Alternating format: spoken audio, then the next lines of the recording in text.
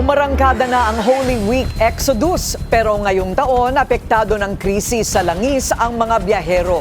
Narito ang agenda report ni Pierre Pastor live mula sa NLEX. Pierre, ano ang iyong update? Corina, maraming mga biyahero ang kahit may sasakyan o may kotse ay iniwan nila at mas nabuti pa nilang mag-bus dahil sa sobrang mahal ng gasolina ngayon. Sabi nila, ang matitipid nila ay pwede pa daw magastos para ma-enjoy nila ang bakasyon.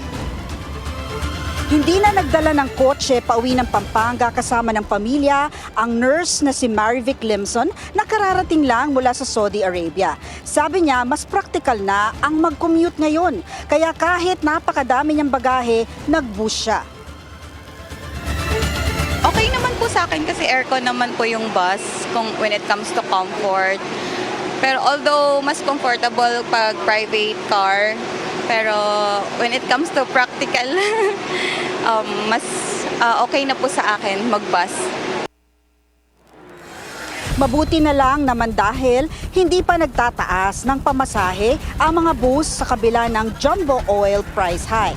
Pero mas madalang ang mga pasahero ngayon kumpara sa nakaraang mga Semana Santa. Sa North Luzon Expressway naman, ipatutupad ng Metro Pacific Tollway Corporation sa NLEX, SCTEX, NLEX Connector, Cavitex, Calax at CCLEX sa Cebu ang kanilang biyaheng arangkada ngayong Semana Santa.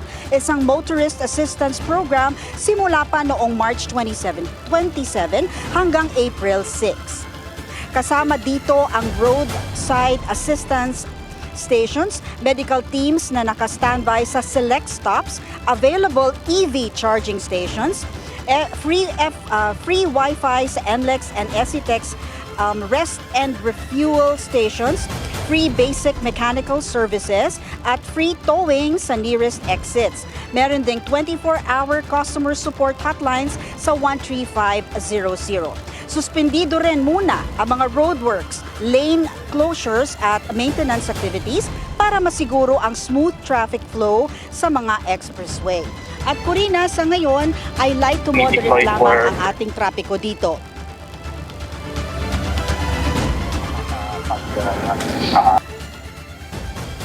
We deployed more personnel para po mas maraming makakapag-halarin at makatulong sa ating mga motoristas sa kanilang pagbiyahe. This Holy Week, before they travel, dapat nakapagplano sila ng maayos. And in their plans, dapat ma-check nila na nasa tamang kondisyon yung kanilang mga sasakyan. Yes. Ganun din po sana yung mag-drive. Dapat may sapat na pahinga at nasa tamang kondisyon. And for wala pa pong RFID, mas mainam siguro if they get one na at yun po. All they need to do is maintain na meron po silang enough balance para po hindi sila magka-problema sa pagdaan sa ating mga plazas. Dire-diretso, oo. Yung dire-diretso. And pagka nagka-problema po sila, pwede na po silang tumawag sa 135,000. At Corina, dito sa NLEX ay light to moderate lamang ang trapiko, pero sinabi ng mga opisyal na aasahan na sa Miyerkules ng hapon hanggang Huwebes ng hapon ay maaring bumigat pa rin ang traffic.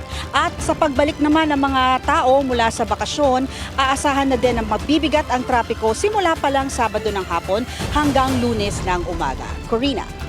Maraming salamat, Pierre Pastor. Nag-uulat live mula sa NLEX.